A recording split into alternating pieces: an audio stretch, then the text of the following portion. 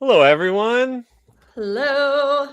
Hello, everyone out there. Welcome and happy Monday. Happy Monday. Thank you all for joining us. Hope you had a wonderful weekend. It's we had such great weather here in Orlando, like up to the 80s on Saturday. Ooh. Then it got gray yesterday, and today woke up in the 40s, going No. 80s to 40s in Oh, 48 hours. Unbelievable. it's crazy. I'm also cold. We're thinking of everyone in the Yeah, I can't Northeast. complain. 40s is nothing Yeah, compared to what folks are going through in the Northeast with the blizzard. I hope everyone is safe and warm. safe and warm. Yes. Charge your devices because power is going out. Oh my gosh. Well, if you do have power enough to listen to us, hope you stick with us through the hour. And we want to say some hellos to folks in the chat already. First up, welcome back, Michael Bingham. Glad you could join us this Monday afternoon. We are ready to have some fun too. Also saying hello to Orange Blossom and Tails in Derek's Corner. Hello, folks. Great to see you as always. Yes. Thank We'll you for joining us. we'll give it just a moment for a few more folks to join, and then we will kick off this recording in less than a minute, I think, right here. Yes. That sounds Anything you want to say to the folks behind the scenes before we do this thing? stay warm. Comment. We will be your ray of sunshine today. All right, that sounds good. What do you say we jump into this recording in 3, 2. Please lower your head and watch your step while boarding. Welcome to the Attractions Podcast. You are all clear for dispatch. Have fun. Hello, everyone, and welcome to the Attractions Podcast, sponsored by MEI and Mouse Fan Travel. I'm Seth. And I'm Carly. And we are here to talk to you about the latest and greatest in theme park news and more, as well as what's going on in our own lives. Carly, how have you been this week? I hope you are keeping warm and safe indoors on this very wintry week across the country. Yes. Unfortunately, it's cold, but I'm okay. I'm in my long sleeves, but I know so many of our friends are not as lucky as us, and Yeah. many are snowed in. I know Yep. personally, my family has 3 feet of snow, no power in the Yeah. Northeast. It's crazy. So I hopefully this is the last big one of the year, but you Oh, never know because sometimes early March. it's you cannot predict the weather at all anymore. And yeah, my thoughts are definitely with my friends and family in New Jersey and Philly and New York. As I sit here complaining about it being 40 degrees in Orlando. But You know what? You're officially a Floridian now, so right, that's our freezing blood for is thin. you. Yeah. You need your heating pads and whatnot. So I totally get it. But yes, I'm ready for the warmth. Yeah. I will say it was a great weekend here in Orlando before the cold front moved in. We had a huge event happening in downtown Orlando this weekend, Creative City Project's annual Immerse Festival. They shut down downtown, block off the streets for 2 days. Had Cirque du Soleil, Blue Oh, Man Group, uh, this group called Mesh out of South Florida. Never seen anything like this before. A construction crane with a half dozen aerialists hanging off of a giant rig flown over the heads of the audience with fireworks going off and confetti over people's heads how did they get in the permits middle for of the street. In the middle of the street. Honestly, they get such amazing cooperation from the city. This is the I think 11th year that they've done it, and it gets bigger and bigger. It was absolutely overwhelming. Just trying to park and make your way into the area was incredible. I go on for a long time about all the different groups that participated. It was great getting to see a preview of some of the things that are going to be in Blue Man's new show this? when it Right. opens up in Icon Park on in May. And my favorite, kind of local homegrown thing. There's a company called Hawk Moon. They provide a lot of entertainment at local theme parks like the American Sirens. You might have seen in the Red Coconut Club. They did an immersive Frankenstein-inspired bar Ooh. experience. They took over an abandoned bar that closed down some months ago, and decked it out with all this gothic decor, and they had choreographed dancers. They had poetry. They had interactive characters. Absolutely amazing. I hope they get to do that. It was sort of like a creepy version of Adventurers Club. I Wow. hope they get to do it on a bigger scale somewhere else. So That sounds so up my alley. if you are ever in Orlando at the this weekend in February, they do it every year, and it is worth making a trip for. That sounds absolutely incredible. I want to go to that Frankenstein bar. Very, very cool. It was called here it is. I have it. Laudanum and Ink, Hawk Moon. Look them up. Amazing. All right. Well, without any further ado, it is time for us to jump into the news in the queue.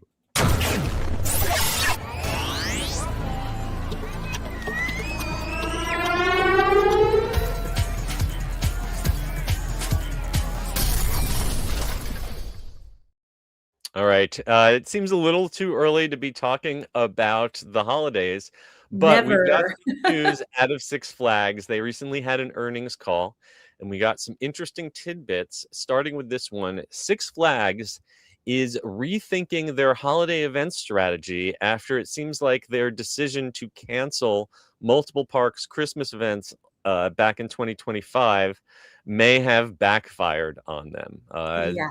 A very candid admission for a CEO.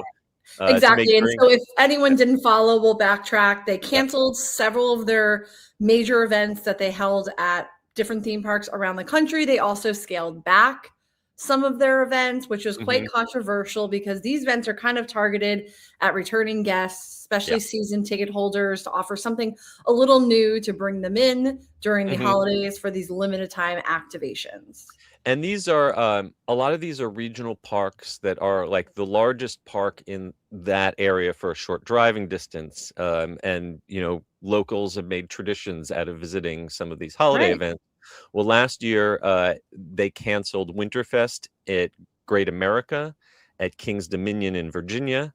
They canceled their holiday in the park at Six Flags Great Adventure, New Jersey, and Six Flags Over Georgia near Atlanta. And the big one was Carowinds, which had a long history of lots of Christmas lights. They shrunk that way back last year. Lots of folks. I get it. The company is going through a lot of changes. They're experimenting. They're seeing where to save money, seeing what to cut. So. Yeah, but I think they learned that sometimes you got to spend some money to make some money. And they admitted, CEO John Riley said on the quarterly earnings call, which was back on February 19th, quote, "In hindsight, the decision to cancel those events did not optimize profits at every park the way we needed it to."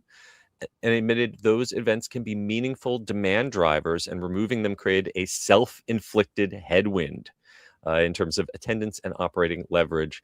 That's as brutally honest as you almost ever hear a CEO get. I was just going to say, we're not going to hear that from Disney parks or Universal.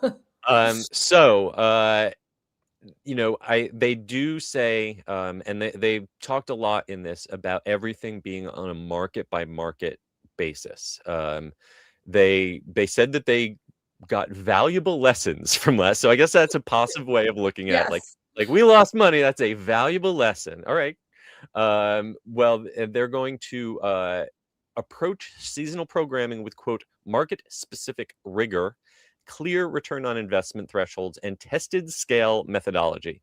So it sounds to me like these events will be coming back. It will not be as scaled back as last year, but maybe not going back to some of the expenses that they had in years past.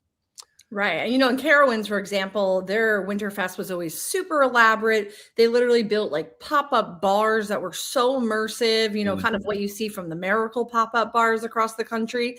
And they scaled it way back almost to where some of the stuff, looked like something blown up that you would purchase from like Home Depot. It just didn't have that same flair. Hopefully they will be able to find a happy medium that pleases the crowds while still letting them make some profit. Right. Other news that came out of Six Flags during this recent earnings call, we recently talked about a rumor that Six Flags was going to spin off some of their parks under a new brand called Enchanted Parks. There's some trademark applications. Well, they have absolutely nothing to say about that. They literally, someone asked them about that, and they're just like, "We got nothing." Next. So if you're hoping for a official announcement about Enchanted Parks, you're gonna have to wait. I love that name, But though. you're also gonna have to wait a little longer for Six Flags' next big roller coaster coming to Great Adventure. The replacement for King Ka is not opening until 2027. Was originally 2026, but pushed back until next year. However, we do have a milestone. Track is on site. Beautiful purple track has arrived from Germany, and they shared some pictures of it on social media. They have not shared a name or an opening date, but King Ka's replacement is coming. And Great Adventure will be opening for the season on March 28th. Yes, very exciting. They're going to have the safari experience, which is something they recently announced. So things are rocking and rolling. When we see track come, we know at least that means it's actually happening, Yes. Wheels are turning. Yes. All right, moving on, heading out to Anaheim, which I am doing this weekend. And I did not expect to be able to ride Monsters, Inc. one last time. Disney had announced previously that the Monsters, Inc. ride, Mike and Sully to the Rescue, that's in the Hollywood backlot portion of the California Adventure Park, that was supposed to be closed by early 2026 so they could get work on Avatar. Well, looks like the timeline has shifted because according to theme park journalist Scott Gustin, Disney is now going to be keeping open the Monsters, Inc. ride into sometime in 2027. I'm honestly thrilled about this. I'm not ready to say goodbye to this ride. I just feel like it's so, the backstory of it and how it was Superstar Limo is just so ingrained in that park's history, lore, and I don't want it to go. It will be a little sad, as from a historian's point of view, to see this building wiped out, because I do think that it's got to hold some record from the transformation from the worst possible Disney attraction, a Disney dark ride so bad that it was more popular when it was shut down than when it was like literally guest service surveys went up as soon as they just closed Superstar Limo. It was that bad. To what was a really halfway decent dark ride, not the greatest dark ride of all time, but a really solid C ticket. It's with very some great cute. Effects. Yes, it's good for families, and we love a classic dark ride. So I will say it was great back in the day when before it was a Lightning Lane attraction, it was pretty much always a walk-on, 10-minute wait at most. Since Lightning Lane, it gets some queues. It gets some long waits. Just do the Buddy Pass. Yes, the Buddy Pass when available. It's kind of like their version of single rider, not well publicized. Ask about it from a cast member. But I will definitely take the time to give it one last ride. I am curious what this means about construction for Avatar, construction for Disneyland Forward, because part of making Avatar happen is getting rid of the bus station that is currently sitting right outside of Disneyland, moving everything off to that new parking garage that's being built east. That is, we've got permits, that's moving forward. And the bus service is apparently shutting down. They're going out of business. So, that may solve the bus problem. So, there's a lot of dominoes that have to fall into place. I was about to say, this is such a puzzle just because of the restriction of land. There is nothing, so you got to take away to give new. I'm okay with the pushback. This is probably one of my least favorite projects I'm excited about with all the new things coming to Yeah. DCA. Obviously, we are talking about some more exciting stuff, I think. I'm not a huge Avatar fan, but there is some greatness coming with Avengers Campus and a Coco ride. So Yeah. I think I'm a bigger Avatar fan than I've given enough of my money to James Cameron to see that in 3D over and over again in theaters. So I'm looking forward to it, especially if they're using the Shanghai Pirates boat system for that attraction. But you're right. It does look like they are prioritizing first Avengers Campus expansion. They've got to get that finished with 2 new attractions there. And it does look like a lot of work is happening on Coco. We've seen on the western border of the property, we've seen construction going on where the sidewalk is blocked off. It looks like behind the Incredicoaster, where they can start bumping out and making room for Coco, that new boat ride, to go in.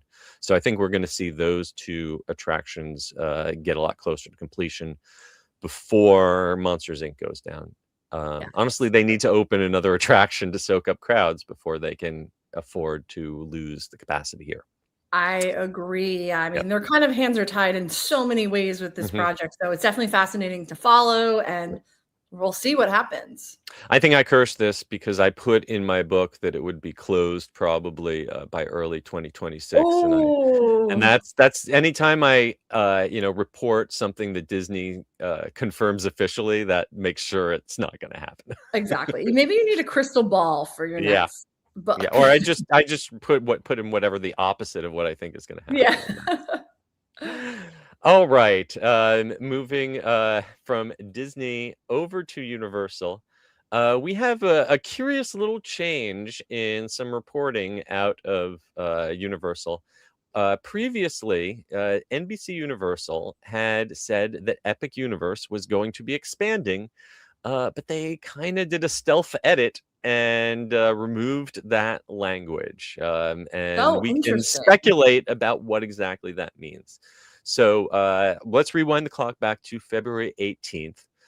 They put an article on the official corporate website celebrating NBC Universal's 100th anniversary. And one of the things they mentioned is that said they were expanding Universal Epic Universe along with developing a new park in the UK. Well, they actually, when we reported on this, they reached out to us. And they're like, no, sorry. That was just a mistake. They removed the word expanding and just said Epic Universe. Yes, which is even more confusing. Yeah, and it's weird. Like they didn't change anything else in the sentence, so the grammar is kind of awkward. It makes it sound like last year's opening of Epic Universe is part of the future, I guess. Yeah, or something. Because it's talking about new stuff coming. Yeah. So I guess they're just, it's just recent. So read into that what you will. I don't think that means that there are any changes to the plans for Epic Universe. Just a month ago, the Co's CEO, Mike Cavanaugh, made a statement about continued investment in the park. Karen Irwin's talked about developing new attractions. And we have plans, we have permits where they're spending tens of millions of dollars on this new events pavilion that's right off of Celestial Park. So they're not giving up on Epic Universe. There is definitely expansion, but I think they just don't want to talk about it until it's ready to go, because that's right. And the other projects in the sentence are stuff happening right now, actively happening. So I guess it makes sense. Doesn't necessarily fit into that context, but we're always curious. I mean, we talk about all the time what is going to happen next. So and it definitely shows the difference between Disney and Universal, and that Disney gives us a lot of hype, a lot of buzz, a lot of drip feed information about things like Villains Land that might not be happening until 2030. Right. Whereas as Universal, even after they're filing permits and moving dirt, they're still not talking about what's happening.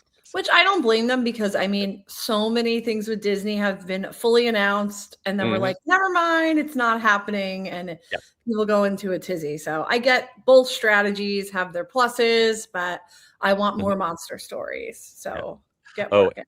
absolutely. Well, yes. Also in Universal news, speaking of something that is actually confirmed for construction, we talked last week about that Luke Combs Club. It was breaking news while we were doing the Right. podcast Mhm. last week. We got a little more information, and it looks like our speculation last week was correct. While not officially confirmed, we do have more reason to believe that this is going right where we said, to the left of CityWalk's performance stage, right across from Jimmy Buffett, Margaritaville, near the bridge to Islands of Adventure. Yes. So basically, like sort of behind Lone Palm-ish? Um, kind Or of just right right. next to it. I Yeah. actually went over there, took a whole ton of pictures, talked to some folks who work over in that area. So what you have right now is the Lone Palm Bar.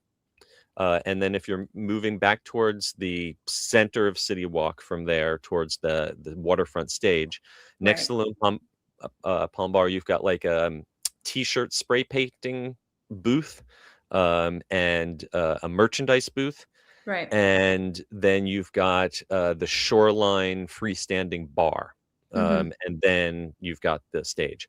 So the bartenders at the freestanding bar do not necessarily know that the bar is going away. They think that they might actually stay, and that it might just take out those merchandise booths. Everyone is pretty sure those merchandise booths are done for, but they don't have any kind of closing date that to talk about right now. So they'll Interesting. probably be there for a little while longer. It'd be a tight fit, but I think that they could squeeze it in there without taking out that Shoreline bar. But I also think that it might be a lot cleaner if they just take that out. Right. Yeah. So I mean, either this way, thing is but massive. that's It's yeah, yeah. thousands of square Lone feet. Palm is not going anywhere. No. Oh, no, no, no, no. Yeah. That is iconic. We have Jimmy Buffett's plane. That better Mhm. never go anywhere. And a few little other bits we have on that. This is in addition to Luke Combs being the headliner. This is coming from Opry Entertainment Group, which is owned by Ryman Hospitality. They're also behind Blake Shelton's Old Red Restaurant. That's down on I Drive. Yep. And the designers of this is Journey, and they've also worked on Six Flags Qiddiya City and Legoland. Wow. No All small right. feats. Yeah. This is And exciting. I think it's going to be a great addition. And I just want to dance at City Walk like the old days.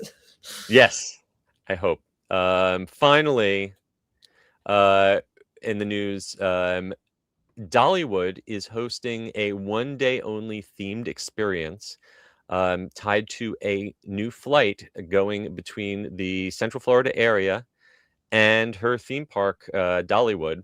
Dollywood is going to be hosting the 925 fan flight, with Dolly Parton trivia, entertainment, and theme park discounts, named after her song 9 to 5. Yes. I love this. Are I you going to love be on this? If anyone should be on this, it should be you. I have Uh, already begged to be on it. ah, I just personally love when there's theme park partnerships with airplanes. It's so mhm, cool, and the energy is like electric at the gate, and it's so special. I did the Tiana one last uh-huh. year with Alaska Airlines to Disneyland, and it was honestly like one of the most memorable Ah, experiences ever. So I'm hoping to do this. It sounds so much fun. I also love the Orlando Sanford Airport. If anyone's flown into there, it's so easy. Most of the mhm, gates are for budget-friendly airlines like yes. Allegiant and Sun Country. Great airport. So this sounds really, really fun. And you also get a whole bunch of perks for Mm, Dollywood, including tickets, which I think is really cool.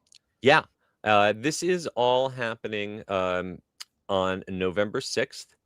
And it is going, as you mentioned, from Orlando Sanford Airport. That's about an hour-ish, 45 minutes to an hour north of Orlando International Airport, MCO. And it's a great low stress experience. Yes. Yes, it's a further drive from the theme parks, but you're going to spend half the time in security and walking to your gate. So it does balance out, and there can be some great rates if you're it if you're not living in a major market, but you have a Spirit or a Frontier or Allegiant or one of those.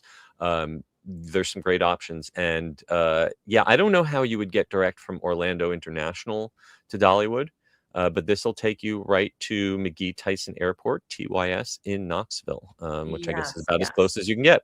Yep, it's a little bit of a drive, but with this also, if you are doing this, it says in there they're including theme park transportation. I think that means not like staying at the hotel and getting their complimentary theme park to resort transportation, but actual transportation from the airport in Knoxville, because it's about 45 minutes to an hour-ish, depending on traffic. Knoxville is a major city, so there is traffic, but there's going to be like in-flight trivia, which I think is so fun. That's great. I'm sure the flight attendants are going to have a ball and be singing and whatnot. Exclusive merchandise, themed food and drinks. And once you've purchase those Dollywood tickets, if you're on that flight, you will also get complimentary exclusive ride time opportunities at the theme park, plus special treats and reserved show seating. It really sounds like an amazing experience for Dollywood fans. Absolutely. So you can actually, the tickets are on sale now. I'm not sure if they've sold out yet as of this recording, but you can get them on Allegiant's website.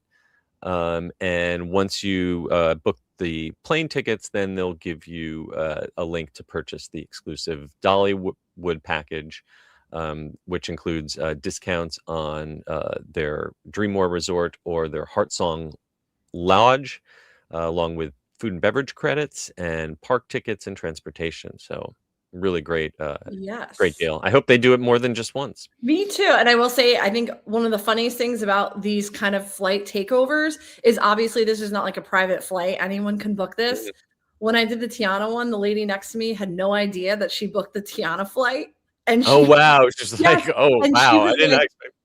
I'm just going to visit my family. And she must have felt very underdressed. Yes. So there's all these gifts and Tiana dolls. And she was like, this is the best flight ever. Like, she didn't expect it. So that always happens. And you obviously don't have to buy the add-on of all the extra Dollywood stuff, but there are some really good perks with it. I personally, even if I can't take this special Dollywood flight, I would love them to keep some sort of package with the transportation at least going for when Night Flight Expedition opens, because I know we are all really excited to see that new boat ride coming. Oh, I cannot wait. There's been no date of announcement. We're thinking early summer-ish is what I have heard, but it's not going to be when the park opens, which is already next month, March. Yeah. I think we'd originally, maybe in an IAPA, heard about a spring 2026 date, but spring can stretch all the way into July, depending in the theme park industry. Theme park seasons are kind of made up. Yeah, exactly. And, in addition to this Dollywood flight going out of Sanford, I thought I'd mention just today is the first ever direct flight from Orlando to Tokyo, Japan. I forgot about that. Yes, they're only doing 4 flights in each direction between now and March. Per week, or you just mean for? Oh, okay, wow. March, this is just like a test. Hopefully, it sells out. I looked, and there were some flights, some seats available on today's flight, but I think the next 2 were completely sold out. And it's Zip Air, it's a low cost airline, so they do have lie flat seats available. I looked up what the price would be for just a regular seat, but their premium package, which lets you take luggage and gives you food, which are not included otherwise. And grand total for one person round trip from Orlando was $775, which is not outrageous. Wow. That's not terrible. That's like Los Angeles prices, because they get a lot of I was going to say we did round trip on a premium class of airline in a upgraded seat for about $1,000 per person. But we also had to get out there to Los Angeles. Yeah. So if you can put up with maybe the world's not most comfortable seat for 14 hours, it definitely is a quicker way to getting there. Wow. I'm mostly I hope it intrigued. does well enough to come back. Me too, by the no food service if you are Well, in the yeah, economy section. right. I guess you pack a bento box. I mean, honestly, I have no problem with that. I could Yeah. easily pack and bring food, but my favorite part about long haul flights is Like the this, in-flight meals because it's so fun. But right. yeah, And when interesting. they're well done, the in-flight meals are actually really important for resetting your body clock because Yeah, you know, at a good airline, they will like pace the lighting and the food right. service to kind of get you get your cycle on. And without that, you know, five-hour flight, I'm fine with packing my own lunch, but I don't know about 14 hours You know worth what? of food, To see especially Buffy when yeah, for $700 round trip and change, I yeah. think it could be worth it. I can pace my own meal. I'll Yeah. set an alarm and I, bring I'll like a wear red light treatment. I'll wear compression socks for sure Yes. around that one. All right, that's going to bring us to the end of the news in the queue. Before we jump into this week's main attraction, it is time to hear a word from our sponsor. The Attractions Podcast is brought to you by MEI and MEI-Travel. Whether your next vacation is a magical trip to the theme parks, an exciting adventure to the pyramids of Egypt, or just a relaxing cruise on the turquoise waters of the Bahamas, MEI-Travel provides premium service and expert advice to help you get the most of your vacation. They are always free of any hidden fees or costs to you. Visit them at mei-travel.com. It's time for the main attraction. And for this week's main attraction, a long time ago in a vacation kingdom far, far away, there was once a place called River Country. Brain-eating amoebas, water slides, good old-fashioned swimming hole fun. Long gone, but now that land is finally being reborn.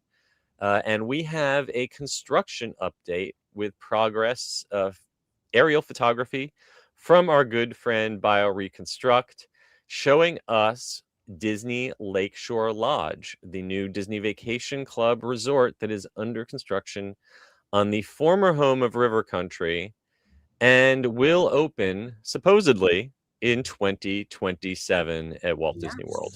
Well, based on the pictures, it looks like 2027 is a real possibility because structurally that baby looks done.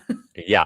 I am actually surprised how much progress this has made because in my mind, this was just an abandoned construction site. Mhm. This was originally had a different name. Yep.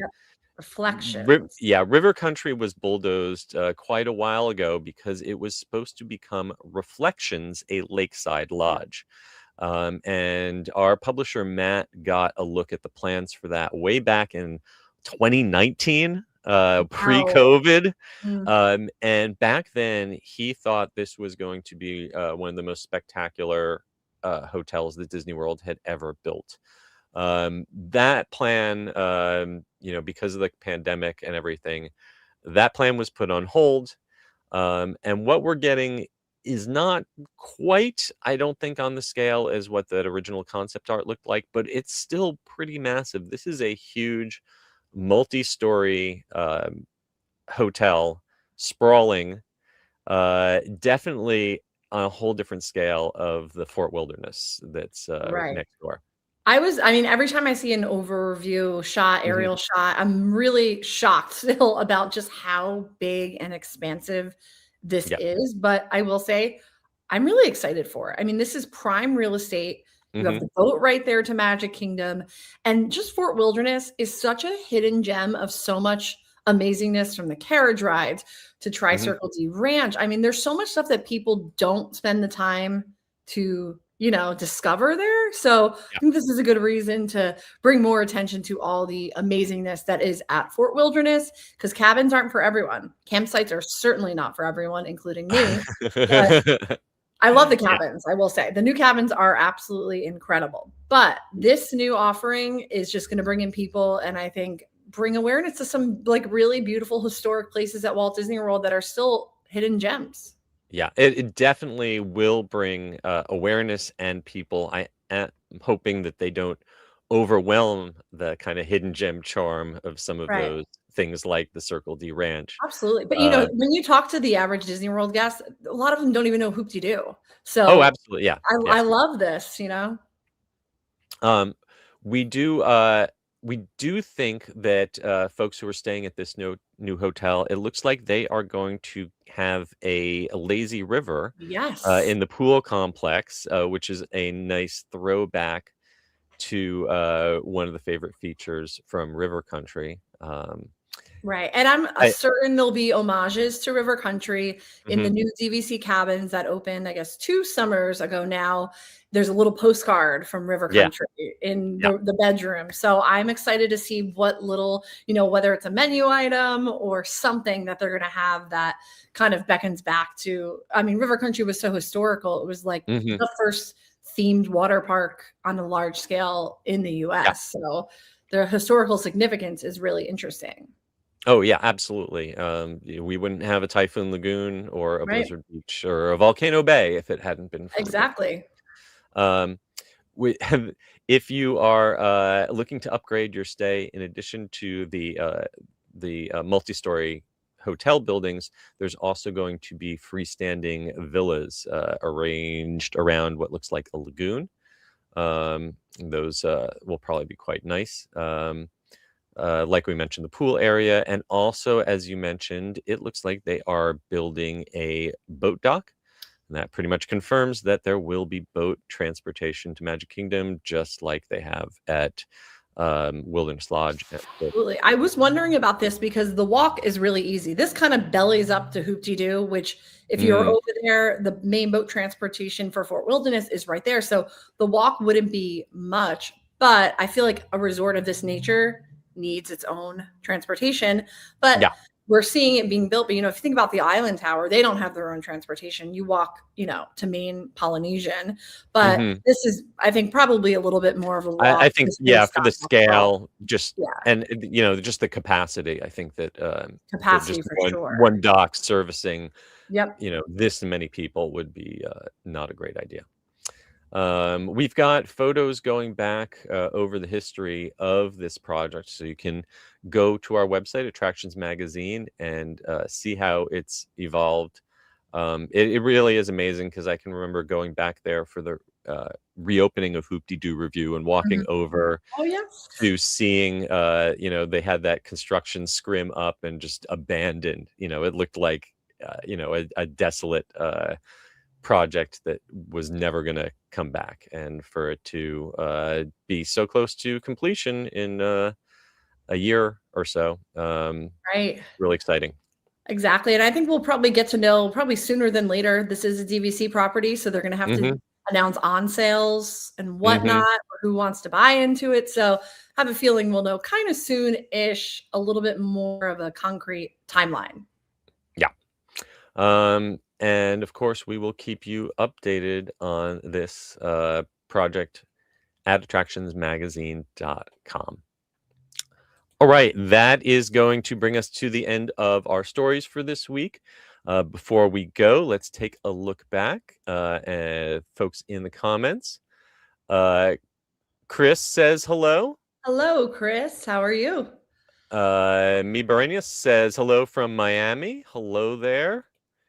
Next Pursuit says they had flurries this morning in Chattanooga. Ooh. I'm sorry. And Barbara, I apologize for complaining about it being 40 degrees when everyone else is in a blizzard. I know we Floridians are weak, thin-blooded people. We really can't help but whine. I'm so sorry. I hope you are staying warm, Barbara, and I hope things get better in your neck of the woods very soon. Yes. Before we go, we want to thank our sponsor, MEI and Mouse Fan Travel, and be sure to purchase your copy of our Epic Universe magazine at our website. Also, please give us a rating and review on Apple Podcasts, Spotify, or wherever you happen to listen to us. And give us a like and subscribe on YouTube. You can follow us at attractionsmagazine.com and search for Attractions Magazine on your favorite social media platforms. Carly, where can folks find you on the interwebs? Yes, you could find me on Instagram at Adventures by Carly. And you can find me at S. Kubersky at The Unofficial Guides and pick up copies of my guidebooks at theunofficialguides.com. And until next week, when I will not be here because I will be off in California, but you will have a very special guest star joining Carly. But until next time, we hope you folks stay safe, try something new, but most importantly, have fun. We will see you again real soon. Bye. Bye.